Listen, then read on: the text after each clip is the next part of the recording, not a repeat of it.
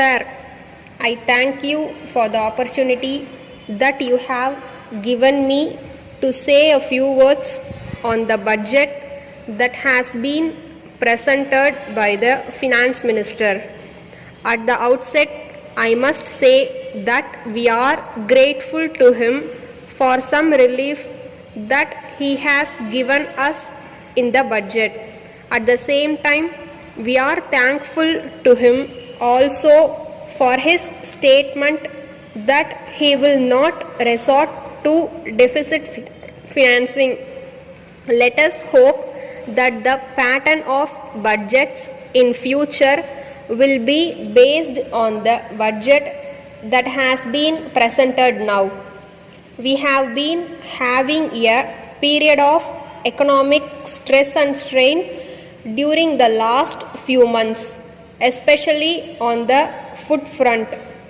Fortunately, we have had a good crop both of wheat and rice, and we hope that we will be able to import sufficient quantities of rice and wheat to tide over our difficulties for the rest of the year.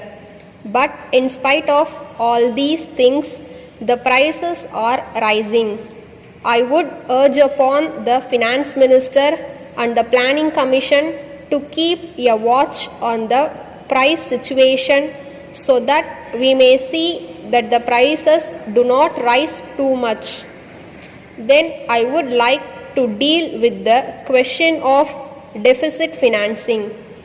As we are aware, it has been the cause of inflation all these years. I am glad that a good lead has been shown in this year's budget, and I hope and trust that the Finance Minister will not think of deficit financing anymore. But that is not enough. It should be realized that if more money is made available, there will be more chances of inflation. In view of this, the Finance Ministry and the Planning Commission should have strict control over the inflationary tendency and stop it at the level at which it should be done. I would like to refer to the question of indirect taxation. It will be found that the Finance Minister has given some relief in respect of cloth and some other items. There is no doubt that this will bring down the prices of articles. At the same time, I wish to point out that the masses want him to give some relief in respect of kerosene. In this connection, I would like to point out that the high excise duty on kerosene is causing great hardship to the people in the rural areas. So I would appeal to the Finance Minister to consider whether it will be possible for him to give some relief so far as kerosene is concerned. Now I come to the question of civil expenditure. I am grateful to the Finance Minister for some economy that he has made in civil expenditure during the last year. At the same time, I think there is still scope for him to consider whether it is possible to make some more economy in whichever ministries or departments it is possible to do so. So far as the question of pay scales of central government employees is concerned, I am agree with those who feel that our employees should be paid well. At the same time, I have to point out that the Finance Minister should take an overall picture of the whole country. In this connection, it should be borne in mind that if the central government employees get much more than the employees of the state governments, there will always be discontent.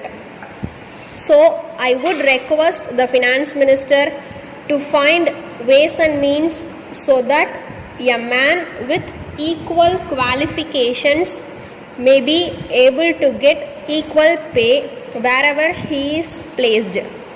Letter from Kesavan and Company, Mumbai, to Mrs. Guhan and Company, Mysore. Dear sirs, we have received your order this morning, for which we are much obliged to you.